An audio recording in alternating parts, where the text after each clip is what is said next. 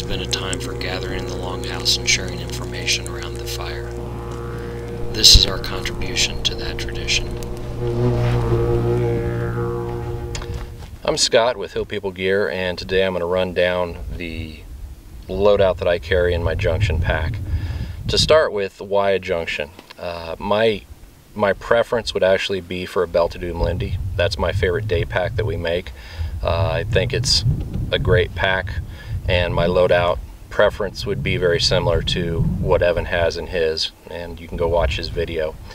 The thing is, I have a bad hip, and so I'm working specifically to cut down on the weight and even bulk around my hips just to give myself more longevity there. And the Junction, being a smaller pack, limits what I can carry, and also running without a belt I just found is a little bit better. The Prairie belt and Recon belt don't necessarily impinge on the hip, but there's something else around my hips, and so I've just found that less stuff is better. So that's why I run the Junction. Junction over a Terra or a one of our other packs, it's big enough to actually carry a full day load, which some of our other packs aren't, and being essentially a mini Lindy, it's kind of my favorite form factor that we make. I like the top loader. The side wand pockets I'm a fan of, and so essentially the Junction is a scaled down version of the Lindy setup I've carried for years, including running a line pocket as a quick grab and go rather than a pal's pocket. So that's why, in a nutshell, I'm carrying a Junction instead of one of our other packs. The living in an arid environment, water is always a factor. My personal rule of thumb, knowing my body, is on average I want to have a quart of water per hour for active use, and I do electrolytes every second or third quart. So right now I'm experimenting with smart water bottles. These are actually 1.5 quarts, so 3 quarts here. If I start out on the trail with a hydrated, which I typically do, that gives me somewhere between 3.5 and 4 hours of movement before I have to be refilling or back at the truck to refill there. Time will tell if I like this. They're a bit of a squeeze in there, but I do like having a full 3 quarts with me.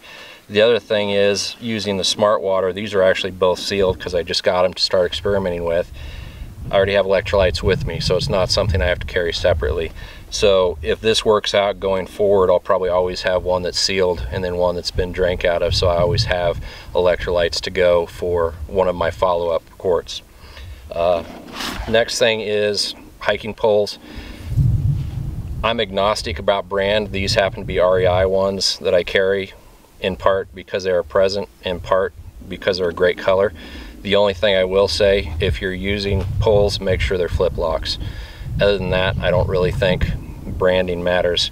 One thing I will say about poles is, for a while I was using them on every single hike that we went on, and I found that I actually lost mobility because I was getting to rely on them. So I was giving up agility, using 4 points of contact all the time, and my suspicion is that I was also losing some of the little flexor muscles, their tone that I used. So I use them when I need to, try not to rely on them 100% of the time, just because I don't want to give up that mobility.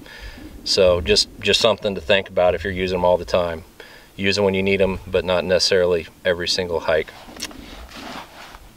A wind cheater's on top of my pack. That's one of the things I like about the line pocket, is I can run dual top straps. Wind cheater, always have it with me. I may be wearing it, or I may just be carrying it. Right now it's pretty warm, so I'm just carrying it, but that kind of always lives on the top of my pack. I keep the top pocket of the Junction empty, so if I want to, I can throw my keys in there or my wallet, that kind of thing. Most day hikes, wallet stays in the pocket and the keys ride in my kit bag, like I've talked about previously. So I don't really take advantage of that top pocket. It's kind of extra space. The line pocket, as I've said, is quick grab and go. This is the quickest grab and go. If you know, you know. Also in here, I have a little trowel that goes with that. Got a dog leash. Pup is pretty well behaved for his age, but sometimes he needs a little bit more control. Was going up into the higher country where it was marshy, so I threw this in and I've not pulled it out. It's a bug netting for my head. I hate putting chemicals on, bug spray, sunscreen, those kinds of things, so I far prefer to use like a hat or my head bug netting and long sleeves to control mosquitoes. That's kind of a summer thing that's not necessarily always in there. Ragwool fingerless gloves. These let me plus up over my regular gloves and add a little warmth. They're really more of a winter thing, but they don't weigh enough that I pull them out during the summer because they don't make that much of a difference weight-wise. And then finally, I have a spare tourniquet shoved in here. Once I have an old tourniquet that's still in good shape, I tend to put them in places. My primary use tourniquet's on my body, quick grab, but should I be in a situation where I need to refill where I carry that, or I have time to get this out. Anyway, second tourniquet doesn't add a lot of bulk or take up a lot of space, but it's a little bit of insurance. Inside the top of my pack is my rain gear. These are my gaiters. Yes, they are HPG gaiters. No, they're not something we are expecting to bring to market. They were a one-off present from Evan for Christmas or birthday a number of years ago. But that's what I wear on my lower legs. Maybe not even when I'm wearing a rain jacket, but if there's enough moisture on plants and stuff, sometimes you need to cover. So that's what I use for my lower legs. Upper legs, this is a really lightweight rain jacket. It was part of the discontinued XPG line that Cabela's was starting to do. Not necessarily a hard shell. Given long enough in the rain, it'll probably wet out, but I've worn it in the rain for 2 to 3 hours with no problem. And it's really light, compact, easy to stow. And I kind of figured out that I could pack it in its own pocket. Not sure it's designed to do that, but it works just fine. From there, my med kit. This is a adventure medical kit that I don't even know where it came from, but I've plussed it up. I basically have some modules in here that I've put together, like a stomach module with Imodium and Pepto, wound care, that kind of thing. Not real heavy. I could maybe stand to carry a little extra of that, but I don't. Next thing in here is a cup. It's insulated. This is what I use typically for meals. I have 2 of them, so I carry that in here. I carry a little bit of rabbit fencing to get it up out of the fire, or this will also nest around my alcohol stove Trangia. During the winter, there's enough space to put a Trangia in here, so that's one thing I'll add for winter use is a Trangia. Also nested in here is a Soul Survival bivy bag. This is a little bit beefier than the regular bivy bags. It's got a reflective inside, so it's what I'm going to rely on to be out overnight. Given the size limitations of the pack, this packs up far smaller than my bib anorak, and the raincoat and this are smaller than the bib anorak. So that's my overnight, and one of the places where I wish I could carry a little bit more, but I just don't have the space. Tool roll. This is kind of a lightweight setup. I have this pack set up so I can carry just the pack if I'm out with the family and we're in a state park or something. I don't want to run a kit bag. So I have a few things in here that I typically wouldn't. Robust fire starting kit,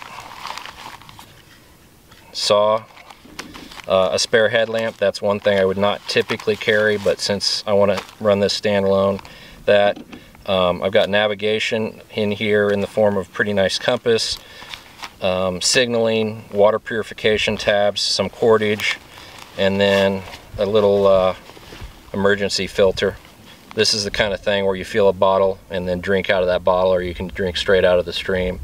I don't carry, and this is by Rapid Pure, I don't carry a full-size filter, again, because this is kind of a shorter duration trip pack.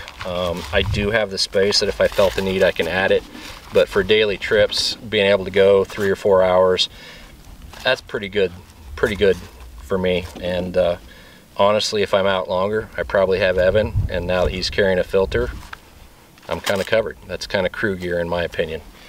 So that's there. And again, stuff I'm carrying not necessarily because I would carry in my regular day kit, but here's the lid for my pot. With this little load, it fits on here. When I have the Trangia in there, it doesn't nest real great, so I keep it in here. I have spare gloves, spare beanie, and this is another spot where I'm running a little light. I have a single bar for food in here. In a Umlindi, I carried more food. In here, I'm running a little light. I go back and forth. Maybe add in a meal, maybe not. But again, the whole goal of this is to stay light, and it's just a gamble I'm taking. That's kind of where it is with the food. I figure I can get by without food for water. Need plenty of water. I mean, without food for a while, but need plenty of water. So, and then the last thing I have in here is a kind of big down coat. This actually does pack up smaller and is lighter than a Serape, which is why I'm carrying it. I'd prefer to have a Serape for the full coverage. The Serape and the bivy bag would be a better setup for overnight, but this does give me a little bit of size and weight savings. Again, an old Cabela's jacket I've had for years and years and years. If I remember correctly, it was an early version of Primaloft Gold. Warm, bomb-proof, and it's not one of my go-to jackets, so I don't mind it just sitting at the bottom of a pack. That's it. That, in a nutshell, is what I'm carrying in my Junction. I'm going to say one other thing. For whatever reason, YouTube won't let me answer comments these days, so we'll get back to you to answer comments, but it'll probably be either Kevin or Evan answering them for me. Other than that, feel free to ask them on the owners group or on the web, on the forums, and I'll get to you. Thank you for watching, and have a good day. Get out there.